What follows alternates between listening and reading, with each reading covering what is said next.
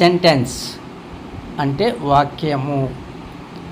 A sentence is a group of words that conveys a full idea or meaning that can stand alone. అంటే స్వతంత్రంగా తనకు తానుగా పూర్తి అర్థాన్ని ఇచ్చే కొన్ని పదాల కలయికనే వాక్యము, సెంటెన్స్ అంటారు. సెంటెన్స్లో కొన్ని పదాలు ఉంటాయి. ఆ పదాలన్నీ కలిసి ఒక ఫుల్ మీనింగ్, ఒక ఐడియాని ఇవ్వాలి వాటంతటా అవిగా.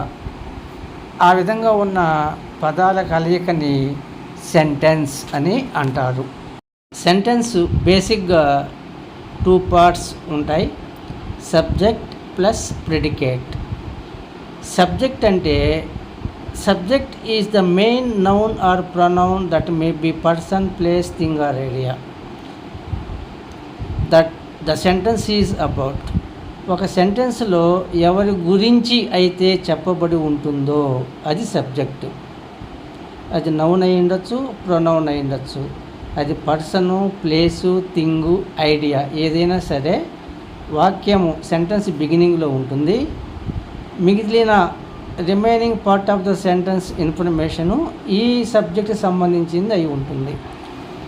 దానిని సబ్జెక్ట్ అంటారు. ప్రెడికేట్ అంటే that provides information about the subject.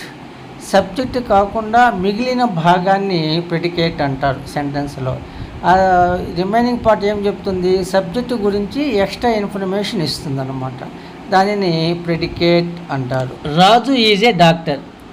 రాజు అనేది నౌన్, ఇది సబ్జెక్ట్ అవుతుంది. Remaining part is a doctor అనేది ప్రెడికేట్ అవుతుంది.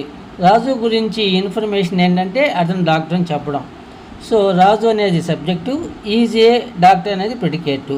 Delhi is our capital. Delhi అనేది సబ్జెక్టు, నౌన్. ఢిల్లీ గురించి ఇన్ఫర్మేషన్ ఏంటి? అవర్ క్యాపిటల్, మన రాజధాని.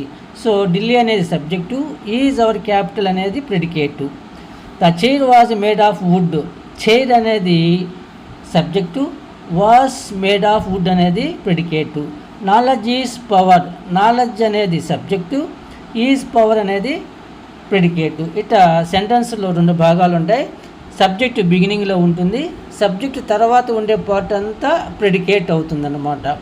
ఈ సబ్జెక్ట్ అనేది నౌన్ లేక ప్రొనౌన్ లాగా ఉంటుంది. అది పర్సన్ కావచ్చు, ప్లేస్ కావచ్చు, థింగ్ కావచ్చు, నాలెడ్జ్ కావచ్చు, ఏదైనా సరే అవుతుంది. ఈ విధంగా సెంటెన్స్ 2 భాగాల్ని కలిగి ఉంటుంది.